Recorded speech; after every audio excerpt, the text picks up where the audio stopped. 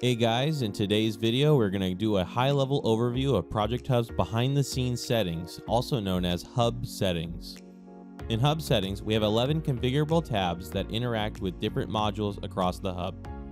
Make note that some of the default values were what was entered when the Hub was created. Starting with the sites allows you to assign users and projects to different sites. You may have offices or locations in different regions or labeled in such a way that they are identifiable to you. Projects will be associated with the same site as the user creating it. If a user is shared a project associated with a site that they're not associated with, that user is then given access to the new site as well, but only able to view the projects that they are explicitly shared.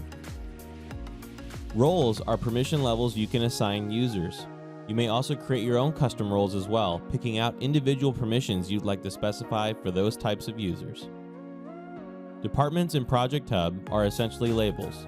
These departments are available for users to select from a drop-down when joining the Hub and will be usable for reporting in the future.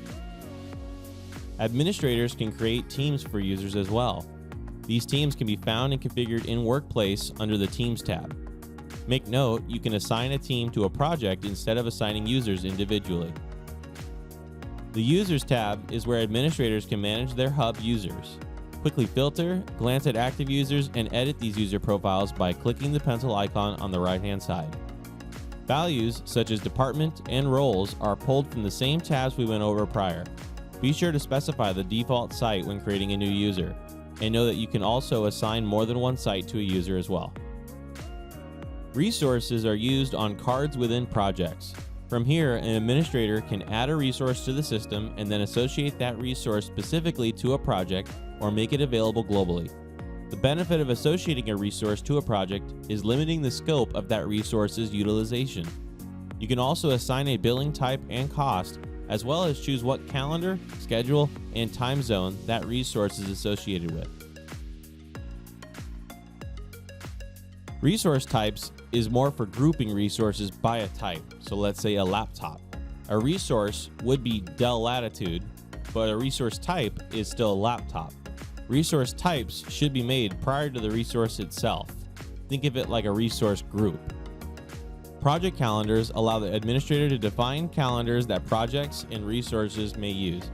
When users create projects, they can use their own calendar associated with their account, located under the My Account slideout or in Hub settings, or select from a global catalog of calendars from this location in Hub settings to work from. Administrators can set days off, holidays, exemption days, working days, and more from here, and projects will reference this calendar for lead times and scheduling purposes. Again, make note that these calendars apply to resources as well. Reasons are reporting metrics for explaining why something happened in the system. If a card was blocked, maybe you want to specify that it was a supply chain issue. If a card was unblocked, maybe you want to specify how it was fixed. These reasons can also be available on a per project basis to isolate for reporting purposes or globally available for everyone to utilize. Color codes act similarly to reasons, but have a color associated with the definition. I have two here, urgent and it can wait, where if a card on a project has a blue dot, then I will know it's a lower priority card than those I'd see with a red dot. Lastly, global preferences. We don't have much here right now, but this is where you may update the global MFA requirement to enforce or make optional multi-factor authentication. We recommend you leave this to enforced. That's it for today, guys. If you have any questions or comments, please leave them below. And if you would like to stop by and give us a try, visit ProjectHub.com.